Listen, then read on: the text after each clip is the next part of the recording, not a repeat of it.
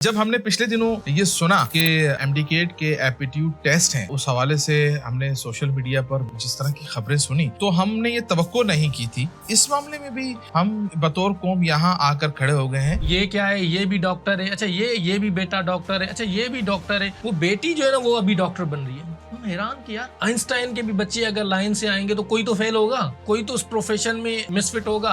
ये सारे कैसे फिट हो जाते हैं? अब जाके पता चला कि एक माफिया है। डाउ यूनिवर्सिटी की जो इंतजामिया है वो अपना एक मौकिफ ये रख रही है और वो उस मौकिफ पे खड़ी हुई है, डटी हुई है कि जो सोशल मीडिया पर जो पर्चा लीक हुआ है वो गैस पेपर, जिसका आपने जो है जवाब भी दिया है कि भाई गैस पेपर इतना ज्यादा मैच कैसे हो सकता, तो वो उनका मौकिफ में कुछ तब्दीली आई है। सिंध में 2 यूनिवर्सिटीज हैं जिनके जो वाइस चांसलर्स हैं वो बहुत ज्यादा करीब हैं हुक्मरानों के। एक डाउ यूनिवर्सिटी के वाइस चांसलर, उनको 3 बार एक्सटेंशन मिल गया। दूसरा इंजीनियरिंग यूनिवर्सिटी का वाइस चांसलर है, वो भी आप जानते हैं, आपकी मुस्कुराहट बता रही है कि वो कौन है। मामला ये है कि एक मुनज़्ज़म माफिया है। एक फिक्स मैच खेला जाता है हर साल कि ये इस फलां हुक्मरान को ये सीटें दी जाएंगी, फलां को ये दिया जाएगा, उसको ये दिया जाएगा, उसको ये दिया जाएगा। डाउ यूनिवर्सिटी ने का मौक़िफ़ है कि भाई हमारे यहाँ से वो लीक नहीं हुआ। ये तो कन्फेस करें ना, आपके पास से जब गया है तो कहाँ लीक हुआ है बता दें आप हमें। करोड़ों रुपए बोली लगी है इस पेपर्स को बेचने के लिए, करोड़ों रुपए। रात को मुख्तलिफ जगहों पर फिक्स किया गया, स्टूडेंट्स को बिठाया गया कि आप पेपर देंगे, यहाँ आपको पेपर मिलेगा,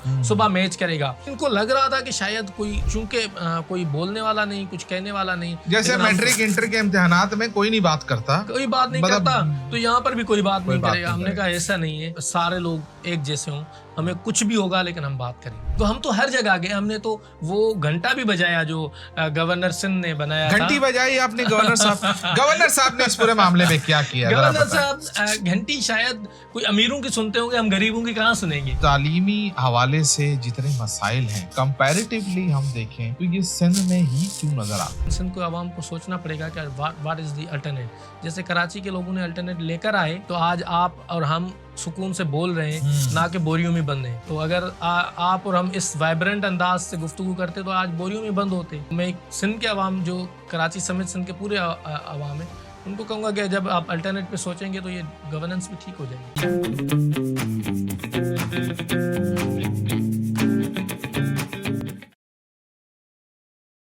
बिस्मिल्लाहिर्रहमानिर्रहीम, अस्सलाम वालेकुम। आप देख रहे हैं केएनएन पॉडकास्ट। मैं नवाजिश अली हूँ। कराची के हवाले से मुख्तलिफ मौज़ूआत पर मुख्तलिफ शोबा ज़िंदगी से ताल्लुक़ रखने वाले अफराद को हम शख्सियात को मदऊ करते हैं और उनका मौक़िफ़ जानते हैं, उनकी जर्नी के बारे में बात करते हैं। लेकिन आज हम जिस मौजू पर बात करने जा रहे हैं ये बहुत अहम तरीन मौजू है। कराची में जो एमडीकेट के हवाले से जो एप्टीट्यूड टेस्ट का इनेकाद किया गया है पिछले दिनों, उसमें संगीन बेकायदगियाँ सामने आई हैं। इस हवाले से मुख्तलिफ शोबा ज़िंदगी के शख्सियात की जानिब से रद्द-ए-अमल का इजहार किया जा रहा है और क्योंकि ये बहुत अहम मामला है, मेडिकल का मामला है।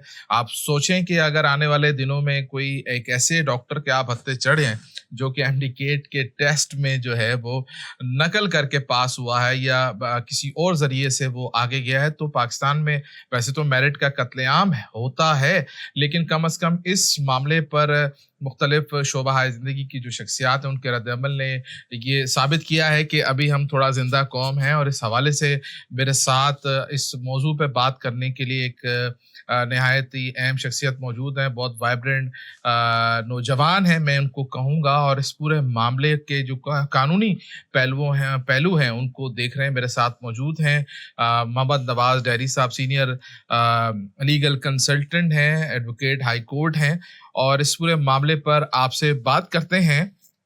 जब हमने पिछले दिनों ये सुना कि एमडीकेट के एप्टीट्यूड टेस्ट हैं और उस हवाले से हमने सोशल मीडिया पर जब जिस तरह की खबरें सुनी तो हमने ये तवक्को नहीं की थी, क्योंकि हम आदी तो मैट्रिक के इम्तिहानात और इंटर के इम्तिहानात में होने वाली बेकायदगियों और संगीन मसाइल के हैं। लेकिन इस मामले में भी हम बतौर कौम यहाँ आकर खड़े हो गए हैं। 22 सितंबर 2024 को असल में हुआ क्या था, थोड़ा अपने ज़बान बताइए। अब मुझे खुशी है कि मैं एक नवाज जो है वो नवाजिश की अदालत में पेश हुआ है और नवाज जो है वो नवाजिश चाहता है। तो बहुत शुक्रिया, आपने अपने प्रोग्राम में मदऊ किया और हम आपकी सहाफ़त की खिदमात से तो बखूबी आगाह हैं और मुख्तलिफ़ मौक़ों पर फ़ील्ड में भी रहे हैं और शेल भी खाए हैं और लाठियाँ भी देखी हैं और तमाम तर, लेकिन आपको हमने आगे आगे देखा है सहाफ़त के मैदान में, तो हमें बहुत खुशी है। मुझे वो गालिब का शेर याद आ रहा है ना कि इब्तिदाए रब्बे जलील के नाम से, जो है रब्बे करीम वो एक है, वो रहमान है, वही है रहीम, बहुत सखावत वाला है, उसकी ज़ात है अजीब, वही तो योमे हिसाब है गालिब।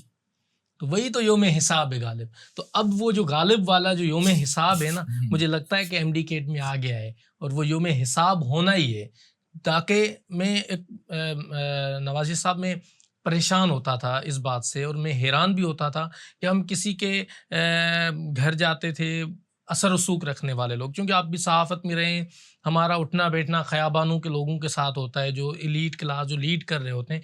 तो हम बैठे हुए होते थे तो गुफ्तगू चली रही होती थी कि एक पूरा एक लाइन आ रही होती थी कि ये क्या है, ये भी डॉक्टर है, अच्छा ये भी बेटा डॉक्टर है, अच्छा ये भी डॉक्टर है, वो बेटी जो है ना वो अभी डॉक्टर बन रही है। हम हैरान कि यार आइंस्टाइन के भी बच्चे अगर लाइन से आएंगे तो कोई तो फेल होगा, कोई तो उस प्रोफेशन में मिसफिट होगा, ये सारे कैसे फिट हो जाते हैं। लेकिन अब जाके पता चला कि एक माफिया है और वो एक साल पहले की बुकिंग कर देती हैं कि अगली सीटें किस किस को देनी है, कौन कौन लेगा, इतने पैसे हैं, इस तरह से आपको मिडनाइट को जो है वो पेपर मिल जाएगा और आप बैठें सॉल्व करें, सुबह को वही पेपर लगेगा, आप दें और आप 200 में से 200 मार्क्स लेके और आप सफ़े अव्वल में चले जाएं और मेडिकल कॉलेज में आपके लिए वेलकम करेगी और आप डॉक्टर बने। डॉक्टर बनने के बाद आपको जो करना है वो कर सकते हैं। सूरत हाल यहाँ पर भी ऐसी हुई थी।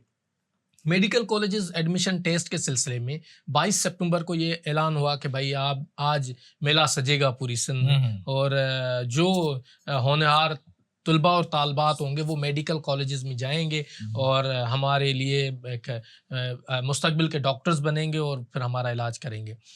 हुआ ये कि 8 घंटे पहले मेडिकल कॉलेजेस एमडी कैट के 8 घंटे पहले समाजी मीडिया पर एक तूफान छा गया। मैं भी देख रहा था, बहुत सारे लोगों ने देखा, हमारे सीनियर दोस्तों ने शेयर भी की चीज़ें, विटनेस की, पूरी दुनिया विटनेस है, एक बंदा विटनेस नहीं है। तो वहाँ ये हुआ कि पेपर शेयर हो रहा है, एक गाड़ी में बैठे हुए शख्स ने तस्वीरें निकाली हैं और वो जो है वो शेयर हो रही हैं। तो हमने भी देखी को, लेकिन मैंने कहा नहीं ऐसे हो ही नहीं सकता, इतने ज़िम्मेदार लोग हैं सिंध के हुक्मरान, इतने ज़िम्मेदार लोग हैं जो वाइस चांसलर्स होते हैं, कोई उन वाइस चांसलर बनने के लिए बहुत सारी रिसर्च पेपर आपको पब्लिश कराने होते हैं, पीएचडी करनी होती है, तो वो गैर जिम्मेदार कैसे हो सकते हैं, ये पॉसिबल ही नहीं है। और हमने अपने आप को समझाया कि ठीक है, as well all is well all is well बोल के सो जाओ। हम सो गए। सुबह को ये हुआ कि जब हमने आँख खोली तो यही परेशानी थी कि उसका क्या हुआ, क्योंकि वकालत के साथ साथ एक सहाफ़त का बैकग्राउंड भी तो है ना। हमने उसका क्या हुआ तो जांच की तो वो एज इट पेपर मैच हो गया। अब जब मैच हो गया तो मैंने कहा यार ये जंग लगे हुए जो ज़मीर हैं यहाँ के लोगों के, वो उनको कौन झंझोड़ेगा, उनके सामने कौन सवाल करेगा। एक रेडी चलाने वाला जो बच्चा है, रेडी चलाने वाले बाप का बच्चा, एक केबिन लगा के और बिस्किट बेच के जो अपने बेटे को पढ़ा रहा है, वो मजदूर जो सारा दिन जो है वो एक कंस्ट्रक्शन का काम करके अपने बच्चे को पढ़ा रहा है, उसको कह रहा है कि आपको मुस्तकबिल में डॉक्टर बनना है, वो जो एक लोअर मिडिल क्लास का बच्चा जो है वो वालिद जो है वो अपने किस तरह से एक क्लार्क 9 ग्रेड का, 12 ग्रेड का, 11 ग्रेड का, 14 ग्रेड के बच्चे मुलाजिम जो है वो अपने बच्चे को पढ़ाता है, वो सारे सिस्टम में एक अचानक से बच्चे आएंगे जो कि आप छा जाएंगे और बाकी आप गरीब मिस्कीन का बच्चा वो बाहर ही रहेगा। बहरहाल फिर उस मामले पे हमने डबल चेक की कि क्या सिचुएशन है। यहाँ ओजा कैंपस, डाउ कैंपस बच्चों से मिले, फिर हमने पूरी सिंध में, चूँकि वो पूरी सिंध के लोगों के साथ न्याज़मंदी है, तो हमने वहाँ पर दोस्तों को कॉल्स किए, वो वकला दोस्तों को, सिविल सोसाइटी के दोस्तों को, सहाफ़ियों को। मैंने कहा यार ये सिचुएशन है, क्या है? उन्होंने कहा सर वहाँ पर भी तबाही है। पहली बात तो वहाँ एंट्रेंस के लिए कोई प्रॉपर कोई सेटअप ही नहीं था, फिर वहाँ बैठने के लिए कोई जगह नहीं थी बच्चों की, वहाँ लेट पेपर मिले हैं, उसके बाद वो मिसमैनेजमेंट लाड़काना में, हैदराबाद में, नवाबशाह में, जहाँ जहाँ वो सेंटर्स लगे हुए थे, फिर ये हुआ कि अचानक मेरे सामने एक लेटर नज़र आया कि लाड़काना की यूनिवर्सिटी ने एसएसपी को लिखा कि एसएसपी साहब, कुछ बच्चे जो है ना वो गलत बैठ गए, कैंडिडेट्स की जगह पर नहीं बैठे, कोई और मिस मैनेजमेंट हुई है, तो एक्चुअल कैंडिडेट की जगह कोई और बैठा है, तो लिहाजा इनकी एफआईआर काटें, फलां बंदा रिप्रेजेंटेटिव है हमारी तरफ से। वो लेटर मुझे मिला। मैंने कहा यार इससे बड़े ये क्या होगी कि मिसमैनेजमेंट हो रही है। फिर बच्चों से पूछा तो 185 questions as per the students, वो स्टूडेंट्स का मौक़िफ़ था कि 185 क्वेश्चंस जो है वो मैच हो गए। हम हैरान परेशान कि 185 क्वेश्चंस। आप मुझे बताएं, आपका कराची से स्कूलिंग है, मेरी कराची से स्कूलिंग है, 9th matric first year inter में गेस पेपर्स आज भी मिलते हैं। वो गेस पेपर्स में हम पूरा रट्टा लगा के भी जाते थे, तो गेस पेपर्स में से 2-3%, 5 सबसे ज्यादा कोई 20% मैच हो जाए तो बहुत बड़ी बात होती थी। यहाँ पर 185 क्वेश्चंस मैच हो गए, जिसके बाद हमने ये मामला तमाम तर चीज़ें समाजी मीडिया पर रखी, दोस्तों के सामने रखी, और आहिस्ता आहिस्ता वो चलते गए, काफिला बनता गया। आज आप इस नज पर हम पहुँच गए कि सिंध हुकूमत ने ये कन्फेस किया ऑनरेबल कोर्ट में। मैं ये आपके पॉडकास्ट के निस्बत कहना चाह रहा हूँ कि सिंध हुकूमत ने कन्फेस किया कि 40% क्वेश्चन पेपर लगाए, क्वेश्चन पेपर और जो पेपर वायरल हुआ ये 40% लगाए, मैच हो गया। तो मैं उनको गुजारिश करता हूँ कि 40 से थोड़ा सा आगे आ जाएं, थोड़ी सी निगोशिएशन करते हैं, 90 पे आ जाएं आप। हमारा तो मौक़िफ़ 100 पर है, लेकिन हम नीचे आ जाते हैं आपके लिए, 90 पर आ जाए। तो ये सिंध में मेरिट का कत्लेआम हो रहा है। Who will speak on this matter? तो ये सिचुएशन आई एमडी कैट के मामले पर और हमने फिर स्टैंड लिया। ठीक है।